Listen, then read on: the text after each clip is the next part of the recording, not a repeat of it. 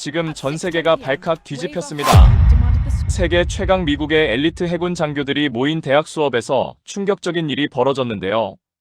20년 경력의 항공모함 전문가는 항공모함도 없는 나라라며 한국의 높은 순위를 보고 폭소를 터뜨렸습니다. 하지만 수업이 끝난 후 그의 반응은 완전히 달라졌습니다. 도대체 이 수업에서 무슨 일이 벌어진 걸까요? 왜 미국 최고 해군 엘리트들이 한국 앞에서 말문이 막혔을까요? 항공모함 11척을 보유한 미국 장교들이 놀란 것은 무엇일까요? 그 충격적인 이야기 지금 바로 시작하겠습니다. 안녕하세요. 저는 마이클 톰슨입니다. 55세죠. 미국 로드 아일랜드주 뉴포트에 있는 해군전쟁대학에서 해양전략을 가르치는 교수입니다. 전직 해군 대령 출신이에요. 구축함 전대장으로 25년을 복무했죠. 걸프전과 이라크전에도 참전했습니다. 제 아버지는 베트남전 참전 해군이었어요. 오늘 제가 여러분께 들려드릴 이야기는 작년 가을 학기 첫 수업에서 벌어진 일입니다. 그날 이후로 저는 바다를 바라보는 시각이 완전히 달라졌거든요. 그날 아침 저는 평소처럼 강의실에 들어섰습니다. 해군전쟁대학 고급과정 교실이었죠. 학생들은 모두 중령이나 대령급 현역 장교들이었어요. 평균 복무 경력이 20년쯤 됩니다. 이 과정을 마치면 대부분 제독 후보가 되죠. 교실 벽에는 미국 항공모함 11척의 사진이 걸려 있었습니다. 니미츠급 포드급, 세계 최강 해군력의 상징이었어요. 저는 스크린에 슬라이드를 띄웠습니다. 글로벌 해군력 순위표였죠. 1위 미국, 2위 러시아, 3위 중국. 예상 가능한 순위였습니다. 그런데 제가 레이저 포인터를 7위에 가져다 댔을 때 분위기가 묘하게 변했어요. 대한민국. 그 순간 교실 앞쪽에서 낮은 웃음소리가 터졌습니다. 제임스 하워드였어요. 모두 제이크라고 부르는 48세 대령이죠. 항공모함 에이브러햄 링컨 부함장 출신입니다. 20년 내내 항모에서만 근무한 사람이에요. 제이크가 큰 소리로 말했습니다. 교수님, 7위가 한국이라고요? 한국은 항공모함도 없는데요. 그의 목소리에는 확신이 담겨 있었어요. 교실 곳곳에서 킥킥거리는 소리가 번졌습니다. 사라첸이 노트북을 두드리기 시작했어요. 45세 중령이고 구축함전 함장 출신이죠. 중국계 미국인인 사라는 데이터로 모든 걸 판단하는 스타일이었습니다.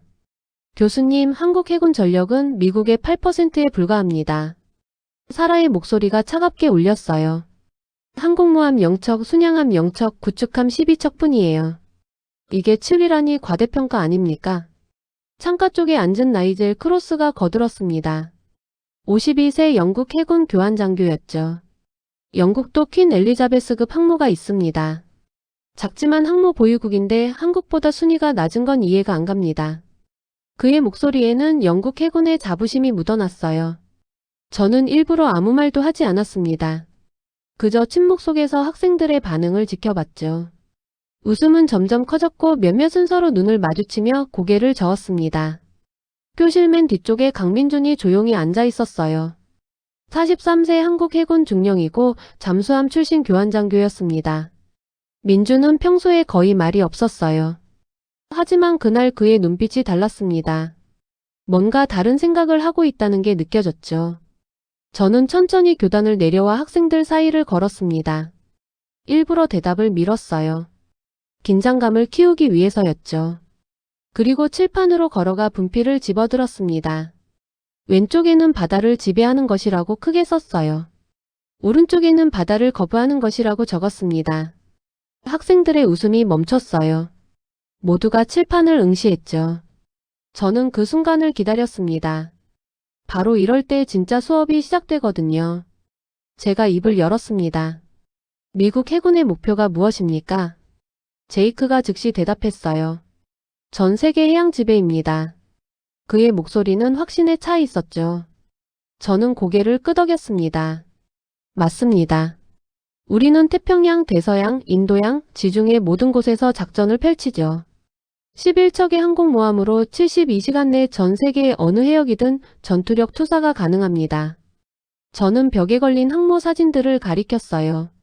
이것이 우리의 힘이고 우리의 자부심입니다. 학생들이 고개를 끄덕였어요. 사라가 말했습니다. 그게 해군력의 본질 아닙니까? 저는 잠시 멈췄다가 질문을 바꿨죠. 그런데 한국은 태평양을 지배할 필요가 있습니까? 강의실이 조용해졌습니다. 저는 칠판의 오른쪽 문장을 두드렸어요. 한국은 동해 200만 제곱킬로미터, 서해 400만 제곱킬로미터, 남해 100만 제곱킬로미터만 통제하면 됩니다. 전 세계가 아니에요. 자기 바다만 지키면 되죠. 나이젤이 손을 들었습니다. 그래도 너무 작은 전력 아닙니까? 저는 천천히 대답했어요. 면적이 아니라 전략입니다. 한국은 공격적 해양 지배가 아닌 방어적 해양 거부 전략을 씁니다. 적이 함부로 접근 못하게 만드는 거죠. 제이크의 얼굴에서 미소가 사라지기 시작했어요. 저는 목소리를 한 톤 낮췄습니다. 제 아버지가 베트남전에서 해군으로 복무하셨다고 말씀드렸죠. 아버지가 목격한 한국 해병대 이야기를 해드리겠습니다. 학생들이 필기하던 손을 멈췄어요. 저는 화면을 넘겼습니다. 베트남 지도가 떴죠. 아버지는 1968년 메콩델타에서 상륙함 함장이었습니다. 한국 해병대 청룡 부대를 수송했어요. 아버지가 말씀하셨죠. 한국 해병들은 정글수로 작전에서 미군과 달랐다고요. 그들은 물을 두려워하지 않았습니다. 저는 다음 슬라이드를 띄웠어요. 사상자 교환비 통계였습니다. 미 해병대는 1대 8이었어요. 미군 한 명이 전사할 때 베트콩 8명을 사살했다는 뜻이죠. 그런데 한국 해병대는 1대 27이었습니다. 강의실이 술렁이기 시작했어요. 제이크가 벌떡 손을 들었습니다. 교수님, 이건 특수부대 수치 아닙니까? 저는 고개를 저었죠. 일반 해병대입니다. 특이한 건 전술이었어요. 사라가 빠르게 노트북을 두드렸습니다. 교차 확인하는 모양이었죠. 저는 칠판에 2개의 다이어그램을 그리기 시작했어요. 미군은 상륙하고 확보하고 화력 지원을 요청합니다. 하지만 한국군은 달랐어요. 침투하고 우회하고 포위 선멸했습니다. 한국 해병대는 배를 집처럼 생각했어요. 수로를 도로처럼 썼죠. 정글에서 배로 기동하는 속도가 미군보다 3배 빨랐습니다. 교실 뒤쪽에서 민준의 목소리가 들려왔어요. 제 아버지도 청룡부대 출신입니다. 모두의 시선이 민준에게로 향했죠. 민준은 담담한 표정으로 앉아 있었어요. 제이크가 입을 다물었습니다. 사라는 노트북 화면을 응시한 채 굳어 있었죠. 저는 느꼈습니다. 학생들의 확신이 처음으로 흔들리고 있다는 걸요. 저는 말을 이었어요. 이건 과거 이야기가 아닙니다. 한국은 500년 전부터 바다에서 싸우는 법을 알았어요. 저는 칠판에 연대기를 적기 시작했습니다. 1592년, 1894년, 1950년, 현재. 4개의 시간대가 칠판에 새겨졌죠. 1592년 임진왜란입니다. 일본이 조선을 침공했죠. 그 중에서도 1597년 명량해전을 보겠습니다. 저는 화면을 넘겼어요. 이순신 장군이 거느린 배가 12척이었습니다. 일본군은 133척이었죠. 나이젤이 작게 숨을 들이켰어요. 저는 계속 말했습니다. 좁은 해협이었습니다. 빠른 조류가 흘렀죠. 이순신은 지형을 활용했어요. 일본군은 수적 우위를 발휘하지 못했습니다. 12척으로 31척을 격파했죠. 나이젤이 중얼거렸습니다. 트라팔가 해전에서 넬슨 제독도 27척으로 33척을 이겼지만 12대 133은 믿기 어렵습니다. 저는 고개를 끄덕였어요. 역사적 기록입니다. 한국은 430년 전부터 적이 함부로 접근 못하게 만드는 법을 알았습니다. 제이크가 말했어요. 그건 옛날 이야기 아닙니까? 현대전은 다르죠. 저는 천천히 대답했습니다. 본질은 같습니다. 좁은 해협 전술, 지형을 무기로 만드는 방법. 이게 지금도 작동해요. 저는 다음 슬라이드를 띄웠죠. 한국 주변 해역 지도였습니다. 대한해협을 보십시오. 폭이 200km입니다. 제주 해협은 더 좁아요. 서해는 평균 수심이 44m에 불과하죠. 한국은 1592년이나 2024년이나 같은 바다에서 싸웁니다. 지형은 변하지 않았어요. 그리고 그 지형을 가장 잘 아는 건 한국입니다. 저는 화면을 한 장 더 넘겼습니다. 아버지가 찍은 오래된 사진이 나왔어요. 1968년 메콩델타 수로였죠. 아버지의 상륙함 LST가 정글 수로를 따라 들어가고 있었습니다. 저는 학생들에게 말했어요. 아버지가 저에게 하신 이야기를 정확히 전하겠습니다.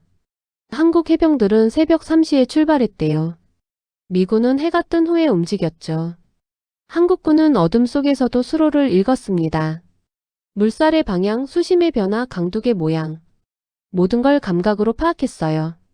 아버지는 처음엔 이해하지 못했답니다. 어떻게 불빛도 없이 저렇게 정확하게 움직이나고요.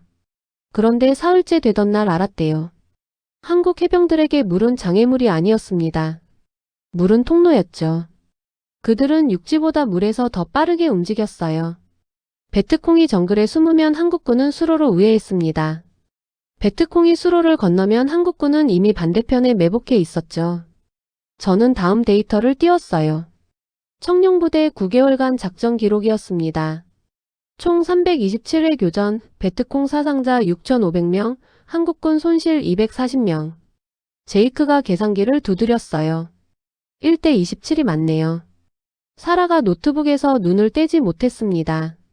미 해병 1사단 같은 기간 기록도 여기 있어요. 교환비가 1대 8입니다.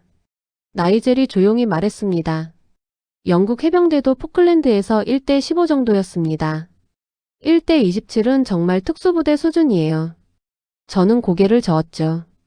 특수부대가 아니라 전술의 차이입니다. 저는 칠판에 구체적인 작전 패턴을 그렸어요. 미군 방식은 이렇습니다. 적 발견, 교전 개시, 우세한 화력으로 제압, 적 퇴각, 아군 철수. 깔끔하고 효율적이죠. 손실도 적고요. 하지만 한국군은 달랐습니다. 적 발견, 은밀 접근, 부대 3분할, 정면 견제, 측면 우회, 후방 차단, 완전 포위, 섬멸. 적에게 도망갈 기회를 주지 않았어요. 민준이 다시 말했습니다. 아버지께서 말씀하셨어요. 우리는 같은 적을 2번 상대하지 않는다고. 오늘 놓친 적이 내일 아군을 죽입니다. 그래서 끝까지 추격했죠. 강의실이 무겁게 가라앉았어요. 저는 설명을 이어갔습니다. 이게 잔인해 보일 수 있습니다. 하지만 전쟁의 논리로 보면 가장 효율적이에요. 베트콩은 게릴라입니다. 오늘 후퇴한 부대가 일주일 후 재편성돼서 다시 나타나죠. 미군처럼 몰아내기만 하면 끝없이 싸워야 합니다. 하지만 섬멸하면 그 부대는 다시 못 싸워요. 재교전 확률을 0으로 만드는 겁니다. 사라가 천천히 고개를 끄덕였습니다. 전술적으로는 맞는 말입니다. 제이크가 질문했어요. 그런데 왜 미군은 그 방식을 안 썼습니까? 저는 솔직하게 대답했죠. 우리는 그럴 필요가 없었으니까요. 미군은 압도적인 화력이 있었습니다. 포병 지원, 공중 지원, 헬기 지원. 적을 섬멸할 필요 없이 제압만 하면 됐어요. 하지만 한국군은 화력 지원이 제한적이었습니다. 그래서 다른 방법을 찾았죠. 더 빠르게 움직이고 더 조용히 접근하고 더 완벽하게 포위하는 방법을요. 저는 아버지가 보내준 또 다른 사진을 띄웠습니다. 한국 해병대원들이 작은 보트에 탄 모습이었어요. 미군 상륙정보다 훨씬 작았습니다. 아버지 말씀이 이건 약점이 아니라 장점이었대요. 작은 배는 얕은 수로도 들어갈 수 있었으니까요. 사라가 이제는 완전히 집중한 표정이었습니다. 하지만 실전 데이터는 인정하더라도 현대 해군력은 다르지 않습니까? 저는 고개를 끄덕였어요. 좋은 질문입니다. 그래서 현대 한국 해군을 보겠습니다. 저는 화면을 넘겼죠. 한국 해군 편제표가 떴어요. 한국 해군의 핵심은 수상함이 아닙니다. 수중함입니다. 학생들이 고개를 갸우뚱했어요. 저는 설명을 이어갔습니다. 한국은 손원 1급 잠수함 9척을 보유하고 있습니다.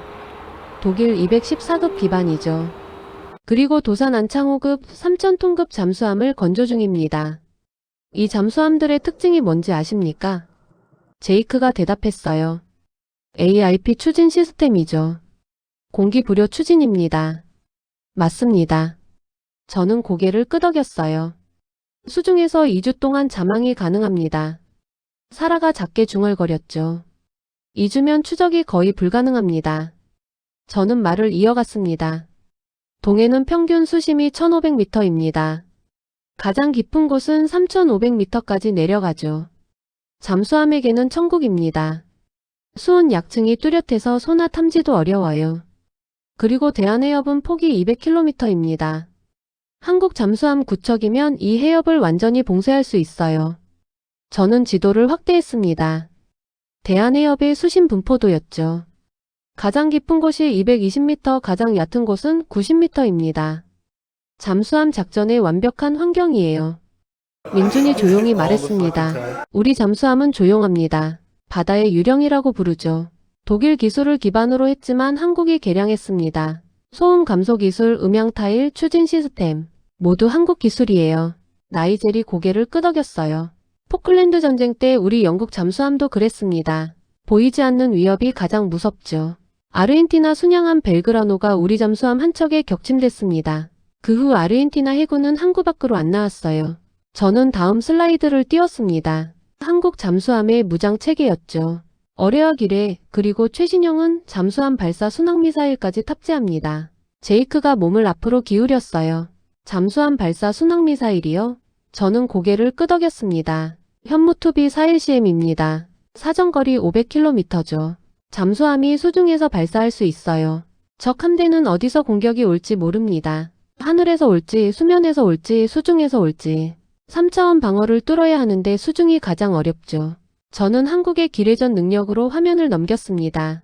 서해 갯벌 지형 사진이 나왔어요. 서해는 특이한 환경입니다. 평균 수심 44m, 최대 조수간만의 차가 10m. 세계에서 조수간만의 차가 가장 큰 곳 중 하나죠. 수로가 복잡하고 갯벌이 광활합니다. 여기에 기뢰를 부설하면 어떻게 될까요? 사라가 대답했어요. 함정 운용이 거의 불가능합니다. 수로가 제한되니까 피할 곳도 없고요. 저는 고개를 끄덕였죠. 한국은 1950년 한국전쟁 때 유엔군 기뢰 제거 작전을 도왔습니다. 원산항 기뢰 제거에 3개월이 걸렸어요. 그때부터 한국은 이 바다를 연구했습니다. 74년 동안이요. 어디에 기뢰를 놓으면 가장 효과적인지, 어떤 수로를 차단하면 함대 전체를 묶어둘 수 있는지 다 알고 있습니다. 나이젤이 말했어요. 영국도 북해에서 비슷한 경험이 있습니다. 2차 대전 때 독일이 기뢰를 뿌렸는데 우리 해군이 엄청 고생했죠. 기뢰전은 보이지 않는 전쟁입니다. 저는 화면을 다시 넘겼습니다. 한국의 연안방어 체계 지도가 나왔어요. 해안포 대한미사일 방공망이 층층이 배치돼 있었죠. 한국은 바다를 3차원으로 방어합니다. 수중에는 잠수함과 기뢰, 수상에는 구축함과 초계함, 공중에는 F-35 전투기와 천궁 방공 체계, 세 층이 겹쳐 있어요. 저는 구체적인 시나리오를 설명했습니다. 만약 적 함대가 대한해협으로 접근한다고 가정해봅시다. 먼저 한국 잠수함이 해협 입구에서 대기합니다. 레이더에 안 잡혀요. 적 함대가 해협에 진입하는 순간 어뢰를 발사하죠. 동시에 연안에 대한미사일 해성이 발사됩니다. 사정거리가 200km예요. 적 함대가 미사일을 요격하려고 하는 순간 공중에서 F-35가 대한미사일을 투하합니다. 3방향 동시 공격이에요.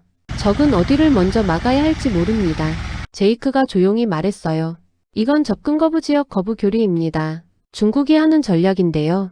저는 고개를 저었습니다. 한국이 먼저였습니다. 중국은 2000년대 들어 시작했지만 한국은 1953년 휴전 이후 70년 넘게 이 체계를 구축해왔어요. 사라가 데이터를 검색했습니다. 맞네요. 한국의 연안 방어 체계는 60년대부터 시작됐어요. 저는 학생들을 바라봤습니다. 여러분은 한국을 작은 나라라고 생각하시죠? 하지만 바다에서 한국은 작지 않습니다. 나이젤이 손을 들었습니다. 그런데 교수님, 지속 생산 능력은 미국이 압도적 아닙니까? 전쟁이 길어지면 결국 생산력이 승부를 가르죠. 저는 미소를 지었습니다. 좋은 지적입니다. 그래서 한국 조선산업을 봐야 합니다. 저는 화면을 넘겼어요. 세계 조선 산업 통계가 떴습니다. 한국은 세계 1위 조선국입니다. 전 세계 상선의 40%를 만들죠. 현대중공업, 삼성중공업, HD현대, 하나오션, 대형 조선소가 4곳입니다. 저는 각 조선소의 건조 능력을 띄웠어요. 현대중공업은 연간 100척 이상을 건조합니다. 삼성중공업도 비슷하죠. 이 수치가 어떤 의미인지 아십니까? 사라가 고개를 갸우뚱했어요. 조선산업이 군사력과 무슨 상관입니까? 저는 구체적인 예를 들었습니다. 현대중공업은 LNG선 1척을 4개월에 건조합니다. LNG선은 길이가 300m예요. 폭이 50m고 높이가 30m죠. 초대형 선박입니다. 그런데 호위함은 어떨까요? 인천급 호위함은 길이 114m, 폭 14m입니다. LNG선보다 훨씬 작아요. 물론 복잡도는 다릅니다. 군함에는 무기체계, 레이더, 전투 시스템이 들어가니까요. 하지만 선체 건조 자체는 LNG선이 더 어렵습니다. 용접 기술, 구조 설계 모두 최고 수준이 필요하거든요. 사라가 고개를 끄덕였어요. LNG선은 영하 163도 액화가스를 담습니다. 조금만 결함이 있어도 폭발하죠. 맞습니다. 저는 말을 이어갔어요. 한국 조선소들은 이미 세계 최고 수준의 기술을 가지고 있습니다. 군함을 만드는 건 기술적으로 문제가 없어요. 단지 평시에는 수요가 없을 뿐이죠. 그런데 전시가 되면 어떻게 될까요? 저는 계산을 시작했습니다. 조선소 4곳이 각각 월 2척씩 호위함을 건조한다고 가정합시다. 월 8척이에요. 6개월이면 48척입니다. 1년이면 96척이죠. 사라가 계산기를 두드렸어요. 그리고 멈췄습니다. 이건 2차 대전 때 미국 수준입니다. 저는 고개를 끄덕였죠. 미국은 1941년부터 1945년까지 구축함 350척을 건조했습니다. 연평균 87척이에요. 한국이 그 수준에 근접할 수 있습니다. 제이크가 질문했어요. 하지만 그건 이론상 가능한 거 아닙니까? 실제로는 자재 부족, 인력 부족 같은 문제가 있을 텐데요. 저는 화면을 넘겼습니다. 한국방위사업청 자료가 나왔어요. 한국 조선소들은 매년 전시 전환 훈련을 합니다. 민간 생산 라인을 군수 생산 라인으로 바꾸는 훈련이죠. 국방부와 합동으로 실시해요. 도면을 바꾸고 자재를 확보하고 인력을 재배치하는 전 과정을 실제로 시뮬레이션합니다. 이게 매년 반복돼요. 현대중공업 같은 경우 2023년 훈련에서 민간 라인을 군수 라인으로 전환하는 데 3주가 걸렸습니다. 나이젤이 놀란 표정을 지었어요. 3주요? 저는 고개를 끄덕였습니다. 설계도는 이미 다 준비돼 있어요. 자재 공급망도 계약돼 있고요.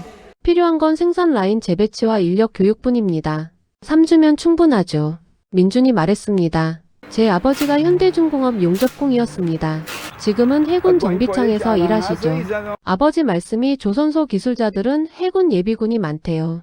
민간에서 일하다가 전시에는 바로 군함 건조로 투입됩니다. 기술도 알고 해군 체계도 아니까 교육이 필요 없어요. 사라가 노트에 뭔가를 적었습니다. 민간과 군이 완전히 통합된 시스템이네요. 저는 다음 슬라이드를 띄웠어요. 한국의 무기 수출 통계였습니다. 폴란드가 K2 전차 1000대와 K9 자주포 672문을 주문했습니다. 2022년 계약이에요. 호주가 K9 자주포 60문을 도입했죠. 이집트는 K9 자주포를 30문 주문했고요. 사우디아라비아도 K9를 샀습니다. 왜 이 나라들이 한국 무기를 선택했을까요? 사라가 대답했습니다. 가격 때문 아닙니까? 저는 고개를 저었어요. 납기 준수 때문입니다. 한국 방산 업체는 약속한 날짜를 정확히 지켜요. 독일 같은 경우 레오파르트 2 전차 주문하면 3년에서 4년 기다려야 합니다. 하지만 한국은 1년 반이면 인도예요. 그리고 현지 생산 기술도 이전해 주죠. 폴란드는 K2 전차 기술 이전받아서 현지에서 조립합니다. 나이젤이 말했어요. 영국도 요즘 무기 조달에 시간이 오래 걸립니다. 항모 퀸 엘리자베스 건조에 10년 넘게 걸렸어요. 저는 고개를 끄덕였습니다. 유럽은 조선 산업이 쇠퇴했습니다. 영국, 프랑스, 독일 모두 대형 조선소가 거의 없어요. 군함 건조는 특수 조선소에서만 가능하죠. 하지만 한국은 다릅니다. 민간 조선소가 곧 군함 조선소예요. 기술도 있고 설비도 있고 인력도 있습니다. 필요한 건 주문뿐이죠. 제이크가 조용히 말했어요. 전시 생산 능력이 곧 전투력이라는 말씀이군요. 저는 미소를 지었습니다. 정확합니다. 평시 전투력은 현재 보유한 무기 숫자로 측정됩니다. 하지만 전시 전투력은 생산 능력으로 측정되죠. 제이크가 손을 들었어요. 교수님, 솔직히 말씀해 주십시오. 결국 항공모함 없이는 원정 작전이 불가능합니다. 한국이 아무리 방어를 잘해도 공격 능력은 제한적이죠. 저는 그 질문을 기다렸습니다. 한국은 원정이 목적이 아닙니다. 저는 칠판에 숫자를 적기 시작했어요. 항공모함 1척 건조 비용이 140억 달러입니다. 제럴드 포드급 기준이죠. 운영비가 연 10억 달러예요. 승무원 급여, 연료비, 정비비 다 합쳐서요. 함재기까지 포함하면 F-35C 75대 정도 탑재하는데 한 대당 100억 달러입니다. 총 75억 달러죠. 항모 1개 전단 총 비용이 215억 달러입니다. 그런데 한국 잠수함 1척은 6억 달러입니다. 도산 안창호급 기준이에요. 대한미사일 해성 1발은 200만 달러죠. 사라가 빠르게 계산했습니다. 215억 달러면 잠수함 35척입니다. 또는 대한미사일만 750발이에요. 저는 고개를 끄덕였죠. 저는 다음 슬라이드를 띄웠습니다. 2019년 미 해군대학원 워게임 시나리오였어요. 붉은 팀이 항공모함 전단 1개, 푸른 팀이 한국 잠수함 9척과 대한미사일 300발이었습니다. 배경은 대한해협 통과 작전이었죠. 게임 규칙은 간단했어요. 항모 전단이 대한해협을 통과해서 동해로 진입하는 게 목표였습니다. 시간 제한은 48시간이었어요. 저는 게임 진행 과정을 설명했습니다. 항모 전단은 이지스 구축함 4척, 순양함 2척, 잠수함 1척으로 호위됐어요. 표준 전단 구성이죠. 해협 입구에 진입하자마자 한국 잠수함이 탐지됐습니다. 아니, 탐지됐다고 생각했어요. 실제로는 미끼였습니다. 진짜 잠수함은 다른 곳에 있었죠. 항모 전단이 대잠 작전을 펼치는 동안 연안에서 대한미사일이 발사됐습니다. 16발이 동시에 날아왔어요. 이지스 시스템이 요격했습니다. 14발을 격추했죠. 하지만 2발이 통과했습니다. 구축함 1척이 피격됐어요. 전투 불능 상태가 됐습니다. 항모 전단이 대응 사격을 준비하는 순간 잠수함 어뢰가 발사됐습니다. 진짜 잠수함이었어요. 순양함 1척이 어뢰를 탐지했지만 회피 기동이 늦었습니다. 명중했죠. 순양함이 침몰했어요. 항모 전단은 해협 입구에서 구축함 1척, 순양함 1척을 잃었습니다. 시간은 6시간 경과. 전단장이 결정을 내려야 했어요. 계속 진입할 것인가 후퇴할 것인가. 게임에서는 진입을 선택했습니다. 하지만 해협 중간 지점에서 또 대한미사일 공격이 있었어요. 이번엔 32발이 날아왔습니다. 이지스 시스템이 28발을 요격했지만 4발이 통과했죠. 항공모함이 직격탄 2발을 맞았습니다. 제이크가 숨을 죽였어요. 저는 계속 말했습니다. 항모는 침몰하지 않았습니다. 비행갑판이 손상됐죠. 함재기 이착함이 불가능해졌어요. 전투력을 상실한 겁니다. 게임은 거기서 끝났습니다. 항모 전단은 대한해협 통과에 실패했어요. 손실은 구축함 2척, 순양함 1척, 항모 1척 전투 불능. 한국 측 손실은 잠수함 1척, 미사일 48발이었습니다. 강의실이 완전히 조용해졌어요. 사라가 계산기를 두드렸습니다. 항모 전단 손실액이 약 200억 달러예요. 한국 측 손실은 잠수함 6억 달러에 미사일 9,600만 달러. 총 6억 9,600만 달러네요. 비율이 약 1대 30입니다. 나이젤이 조용히 말했어요. 비대칭 전력의 완벽한 예시입니다. 저는 벽에 걸린 항모 사진들을 가리켰습니다. 11척의 아름다운 항공모함입니다. 하지만 동시에 11개의 거대한 표적이기도 하죠. 항공모함은 길이 330m입니다. 폭이 77m예요. 레이더에 엄청나게 크게 잡힙니다.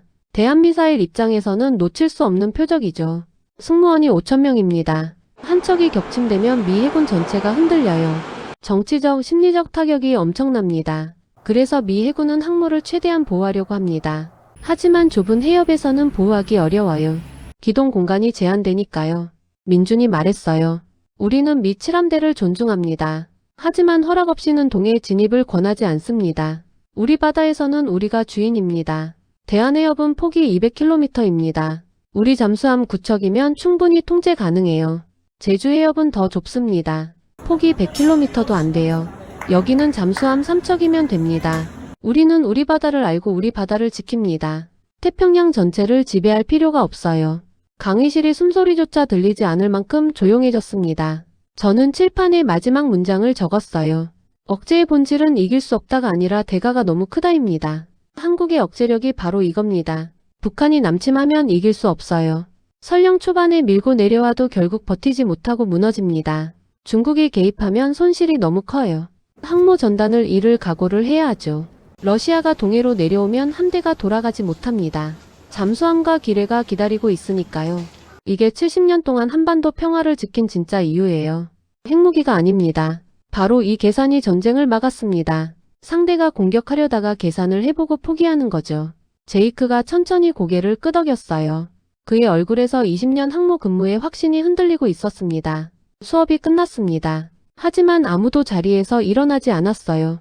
학생들은 각자 생각에 잠긴 표정이었죠.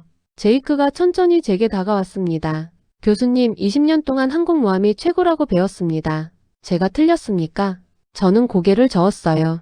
틀린 게 아닙니다. 다른 겁니다. 원정 해군과 억제 해군은 목적이 달라요. 미국은 전 세계를 상대하고 한국은 자기 바다만 지킵니다. 둘 다 옳은 전략이에요.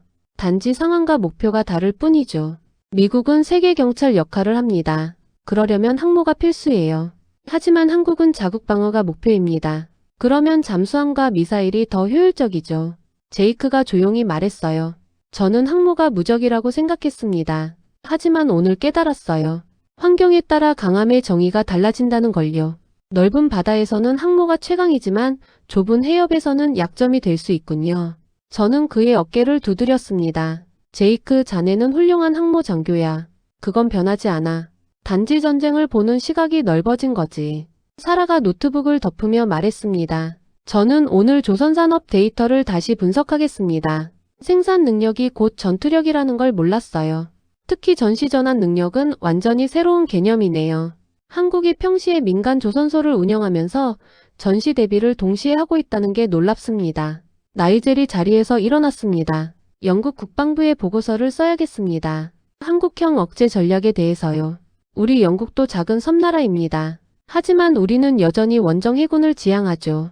과거 대영 제국의 영광을 잊지 못해서일까요? 한국처럼 효율적인 억제 전략을 고려해봐야 할 것 같습니다. 특히 조선 산업이 거의 사라진 상황에서는 더욱 그렇고요. 민준이 마지막으로 제게 다가왔어요. 교수님, 질문 하나만 하겠습니다. 한국이 앞으로 항공모함을 건조할 계획입니까? 아니면 계속 지금 전략을 유지할까요? 저는 민준을 바라봤죠. 민준이 천천히 대답했습니다. 우리는 경항모 1척을 2033년 완성 예정입니다. 3만 톤급 경항모예요. 하지만 그건 원정용이 아닙니다. 독도와 이어도 동해 영토 수호용이죠. 우리는 태평양을 지배할 생각이 없습니다. 우리 배타적 경제 수역만 지키면 됩니다. 그게 우리의 철학이에요. 우리는 패권을 원하지 않습니다. 단지 우리 것을 지킬 뿐이죠. 그게 우리 해군의 정체성입니다. 저는 고개를 끄덕였어요. 이게 억제국과 패권국의 차이입니다. 패권국은 세계를 지배하려 하고 억제국은 자기 것만 지키려 하죠. 둘 다 필요한 역할입니다. 학생들이 하나둘 강의실을 떠났습니다. 제이크는 벽에 걸린 항모 사진을 한참 동안 바라보고 있었어요. 아름답지만 취약하군요. 환경에 따라 달라지는 거군요. 그가 중얼거렸죠. 사라는 노트북에 뭔가를 열심히 타이핑하고 있었어요. 아마 오늘 배운 내용을 정리하는 모양이었습니다. 나이젤은 이미 휴대전화로 런던에 있는 동료에게 연락하고 있었어요. 오늘 수업 내용을 공유하는 것 같았죠. 저는 칠판을 지우기 시작했습니다. 민준이 문 앞에서 돌아보며 말했어요. 교수님, 아버지께 감사 인사 전해 주십시오. 1968년 메콩델타 우리를 기억해 주셔서요. 우리 아버지도 그때를 자랑스러워 하십니다. 저는 미소 지었습니다. 꼭 전하겠네. 우리 아버지도 자네 아버지 같은 분들을 존경하신다고 늘 말씀하셨어. 민준이 격려를 하고 나갔어요. 저는 혼자 남았습니다. 교실 벽에 항모 사진들을 바라봤습니다. 11척의 거대한 배들이 위풍당당하게 바다를 가르고 있었죠. 아름다웠어요. 하지만 오늘 깨달았습니다. 아름다움이 곧 강함은 아니라는 걸요. 환경에 따라, 목표에 따라, 전략에 따라 강함의 정의는 달라집니다. 아버지 말이 맞았어. 한국 해병대는 달랐지. 물을 두려워하지 않고 밤을 무서워하지 않았어. 그리고 한국 해군도 다르다. 조용하지만 치명적이야. 크지 않지만 효율적이고 화려하지 않지만 확실하지. 그날 이후 제 강의는 완전히 바뀌었습니다. 제이크는 다음 학기에 비대칭 해군 전략을 연구 주제로 잡았어요. 한국 방문도 계획했죠. 진해 해군기지를 견학하고 잠수함 사령부도 방문할 예정이랍니다. 사라는 한국 조선산업과 군사력의 상관관계를 분석하는 논문을 쓰기 시작했습니다. 제목이 조선 능력이 전시 전투력에 미치는 영향 한국 사례 연구였어요. 나이젤은 영국 국방부에 30페이지짜리 보고서를 제출했습니다. 한국형 해양 억제 모델, 영국 적용 가능성 검토라는 제목이었죠. 민주는 다음 수업의 게스트 강연자로 초청받았습니다. 주제는 한국 잠수함 교리, 침묵의 치명성이었어요. 학생들은 이제 한국을 다르게 봅니다. 7이라는 숫자가 아니라 계산할 수 없는 나라로요. 전쟁이 길어질수록 강해지는 나라, 침묵하지만 준비된 나라로 보기 시작했어요. 제이크가 며칠 후 제 연구실을 찾아왔습니다. 교수님, 저는 20년 동안 항모만 봤습니다. 하지만 이제 바다를 다르게 보게 됐어요. 항모는 도구일 뿐이고 목표가 중요하다는 걸 깨달았습니다. 한국은 목표가 명확해요. 자기 바다를 지키는 것. 그래서 그에 맞는 도구를 선택했죠. 우리 미국은 목표가 전 세계니까 항모가 필요하고요. 저는 고개를 끄덕였습니다. 바로 그거야, 제이크. 전략은 목표에서 나오는 거지. 저는 지금도 그날을 기억합니다. 조롱으로 시작된 수업이 존중으로 끝난 날이요. 학생들이 웃으며 한국을 무시하던 그 순간부터 민준의 마지막 말까지 우리 바다만 지키면 됩니다. 라는 그 한마디가 모든 걸 설명했죠. 한국은 여전히 조용합니다. 떠들지 않아요. 과시하지도 않죠. 그저 묵묵히 준비할 뿐입니다. 잠수함을 건조하고 미사일을 배치하고 조선소를 운영하면서 전시 대비를 합니다. 아무도 모르게 조용히 확실하게. 바다는 크기가 아니라 지혜로 지킨다는 걸 그들은 알고 있어요. 500년 전 이순신이 그랬고 70년 전 메콩델타에서 그랬으며 지금도 똑같습니다. 침묵 속의 승리입니다. 말이 아니라 결과로 증명하는 나라죠. 한국 해군은 오늘도 조용히 바다를 지킵니다. 동해에서 잠수함이 자망하고 서해에서 초계함이 순찰하고 남해에서 구축함이 작전을 펼칩니다. 아무도 보지 않는 곳에서 아무도 알지 못하는 시간에 묵묵히 준비하고 있습니다. 하지만 이제 그 침묵의 의미를 아는 사람들이 생겼어요. 바로 여기 해군전 쟁대학에서 말입니다. 제이크도 사라도 나이젤도 이제 압니다. 한국이 왜 7위인지 그 숫자 뒤에 무엇이 숨어 있는지, 그리고 왜 한국을 함부로 계산하면 안 되는지를요. 바다의 유령 침묵하는 해양국가. 그게 한국입니다.